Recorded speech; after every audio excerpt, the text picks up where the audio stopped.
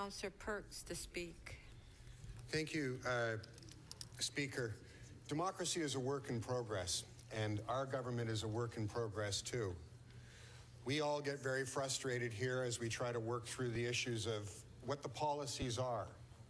But we're a very, very, very small part of how government functions and its relationship to the members of the public that we are here to serve.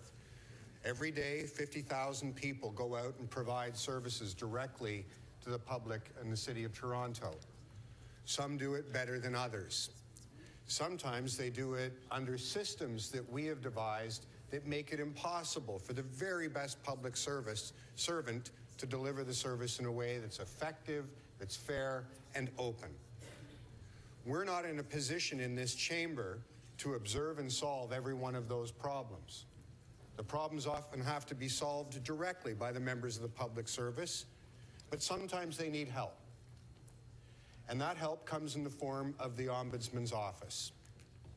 The Ombudsman is essentially the sword that cuts through the Gordian knot, that breaks through the very complicated systems in order to get fairness and accountability for members of the public from members of the public service. And I want to note something in this year's Ombudsman's report that has been overlooked so far. Within that whole stew of complicated relationships, the Ombudsman's taken the time to point out that some people in the public service have done outstanding work in delivering public service. If you'll note, on page 15 of the report, the Ombudsman congratulates 5 members of the public service who were selected by an independent panel and highlights them as recipients of an award for outstanding public service. Antonella Colchero, I always get Antonella's name wrong, I'm sorry, Joe Magalej, Barry Russell, Linda Taschereau, and Wendy Wahlberg.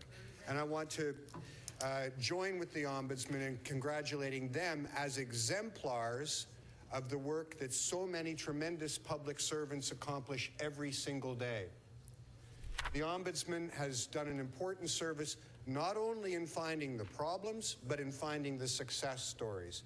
And I think that's an important thing to remember as we continue to do our best to contribute to this stumbling work in progress called local democracy. And because it is a work in progress, we do need an officer like the Ombudsman.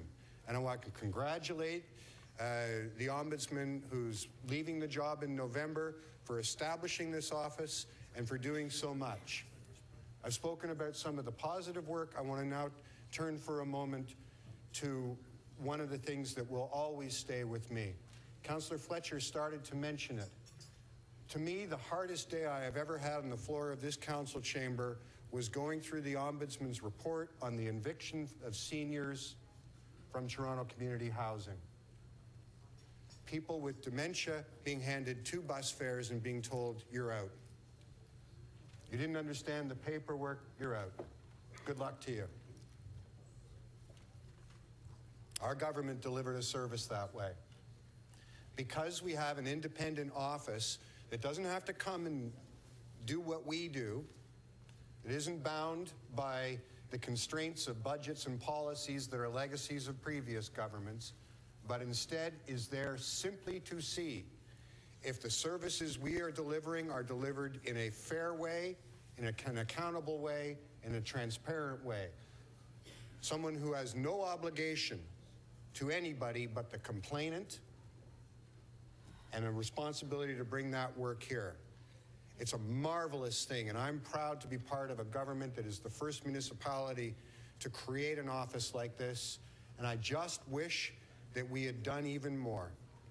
I wish that last year when the Ombudsman brought a report saying that her office was no longer in a position where she could guarantee that she could meet her statutory obligation to deal with all of those complaints because it was so under-resourced, that we didn't act then. That's the one bitterness that I take with all the success of this office. So to the Ombudsman, Ms. Crean, thank you very much for your service.